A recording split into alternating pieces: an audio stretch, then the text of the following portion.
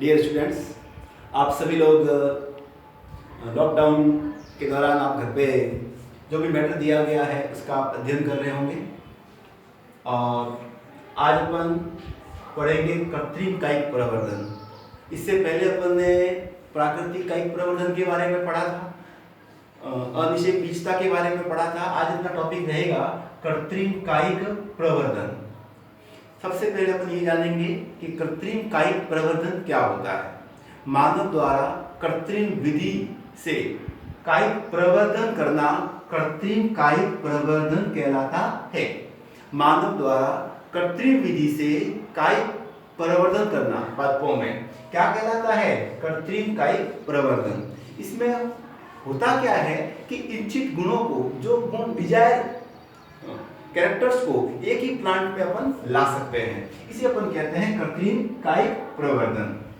अब अपन बात करते हैं कि कृत्रिम कायिक प्रवर्धन को अपन मेनली 3 पार्ट में डिवाइड कर सकते हैं: कटिंग, लेयरिंग एंड ग्राफ्टिंग। यानी कि कर्तन, दाब लगाना और रोपण।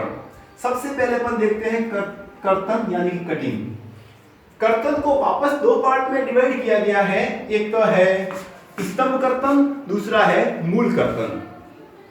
स्तंभ कर्तन, स्तंभ कर्तन में क्या है? इसके अंदर स्तंभ को, माना कि ये स्तंभ है, स्तंभ को छोटे छोटे टुकड़ों के अंदर काट दिया जाता है और प्रत्येक टुकड़े को अगर आप जमीन में बोओगे तो उस प्रत्येक टुकड़े से नए पादप का निर्माण होता है। उसे अपन कहते हैं स्तंभ कर्तन।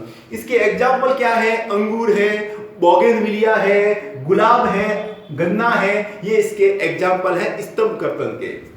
नेक्स्ट अपन बात करते हैं मूल कर्तन की। मूल कर्तन सेम टू सेम स्तंभ कर्तन की तरह ही है।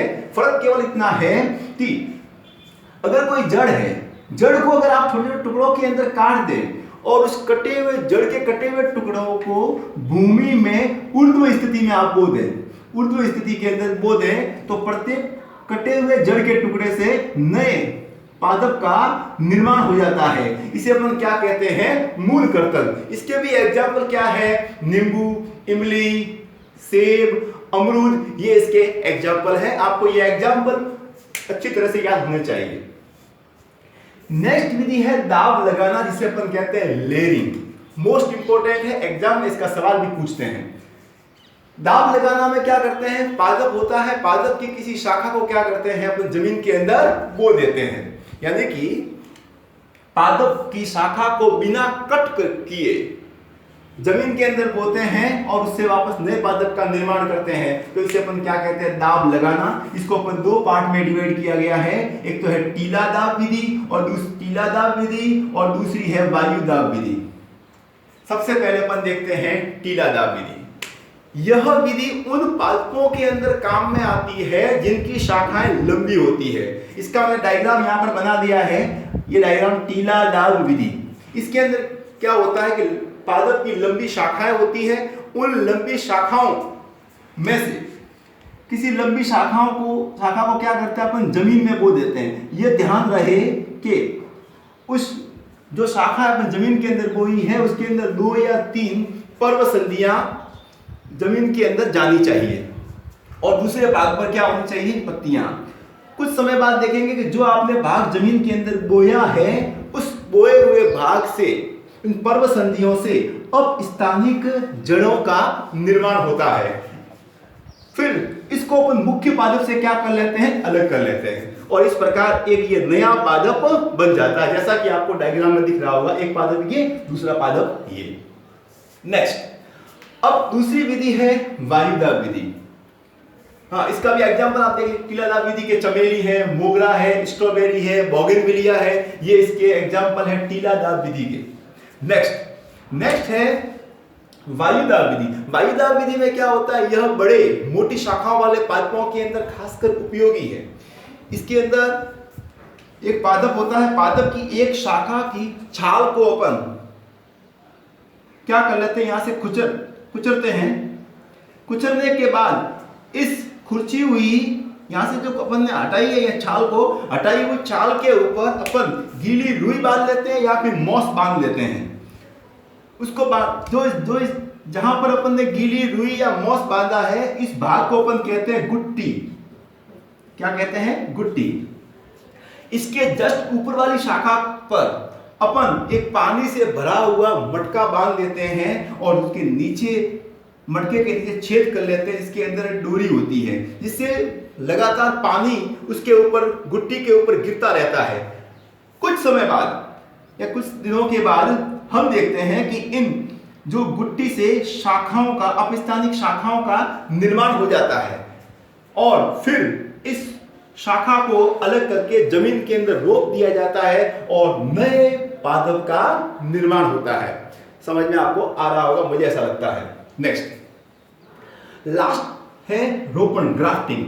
इसके अंदर क्या होता है, पादप दो अलग अलग पादपों के हिस्सों को आपस में जोड़ा जाता है। माना कि एक पादप ये है, दूसरा पादप ये है, दो पादप आपको सामने दिखाई दे रहे हैं, इसको भी काट लिया, इसको भी काट लिया, ठीक है।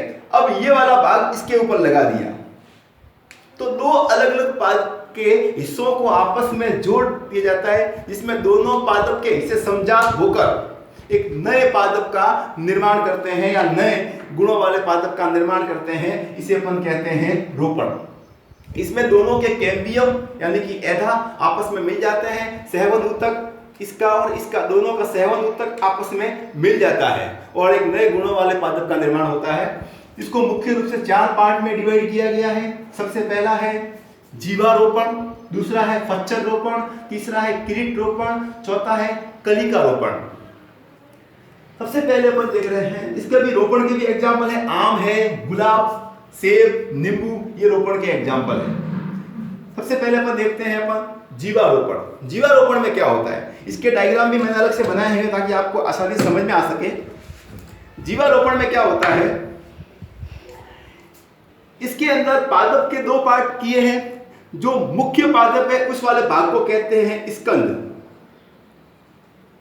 और जिसका रोपण ऊपर से किया जाएगा उसे कहते हैं कलिका। क्या कहते हैं, कलिका। नीचे वाला जो मुख्य पादप है उसे कहते हैं स्कंद और ऊपर वाला जिसका रोपण करेंगे उसे कहेंगे कलिका। इन दोनों का आपस में कस के बांध दिया जाता है और नए पादप का, नए गुणों के पादप का निर्माण होता है। ध्यान से देखिएगा। सबसे पहले अपन देखते हैं जीवारोपण। जीवारोपण में क्या होता है, इसके अंदर मुख्य पादप के ऊपर तिरछा वी आकार का चीरा लगाया जाता है, तिरछा वी आकार का चीरा लगाया जाता है और उसके ऊपर कलिका के ऊपर भी वी आकार का चीरा लगाकर कलिका और इसका दोनों को आपस में कसकर बांध दिया जाता है और कुछ समय बाद दोनों के कैम्बियम आपस में जुड़ जाते हैं, सहवन ऊतक आपस में जुड़ जाते हैं और एक नए गुणों वाले पादप का निर्माण होता है। दूसरा आता है फच्चर रोपण। इसमें भी स्कंद और ये कलिका दोनों की मोटाई समान होती है। इसमें जो ये स्कंद है इसके अंदर वी आकार का, ये देखिए आप, चीरा लगाया है और ये जो कलिका है इसके अंदर वेज आकार का एक चीरा लगाकर इस वेज को इस स्कंद वी आकार के चीरे के अंदर फिट करते हैं और दोनों को कसकर अपन बांध लेते हैं और धीरे धीरे एक नए गुणों वाले पादप का निर्माण होता है। नेक्स्ट आता है मुकुट रोपण। मुकुट रोपण में क्या है, मुकुट रोपण में ये स्कंद है, स्कंद और कलिका इनकी मोटाई समान नहीं होती। स्कंद बहुत मोटा होता है और कलिकाएं छोटी होती है, तो यानी कि एक स्कंद के ऊपर 2 से अधिक कलिकाओं का रोपण किया जा सकता है और उनको आपस में बांध देते हैं। इसके ऊपर, इसके स्कंद के ऊपर कई अलग अलग प्रकार के फूलों का निर्माण हो सकता है। ये था स्कंद। नेक्स्ट और लास्ट आता है वो है कलिका रोपण। कलिका रोपण में क्या है, इसके अंदर स्कंद के अंदर टी आकार का एक चीरा लगाया जाता है, टी आकार का एक चीरा लगाया जाता है जिसके अंदर कलिका को इसी तरह से ऊपर से फिट किया जाता है और दोनों को कसकर आपस में बांध दिया जाता है। धीरे धीरे अपन देखते हैं कि एक नए गुणों वाले पादप का निर्माण होता है। धन्यवाद। अगर आपको ये वीडियो अच्छा लगा है तो और आप कुछ कमेंट्स करें ताकि मैं और नए नए वीडियो बनाता रहूं और मेरा अगर काम अच्छा लग रहा है तो आप कंटिन्यू मुझे प्रोत्साहित करें। धन्यवाद।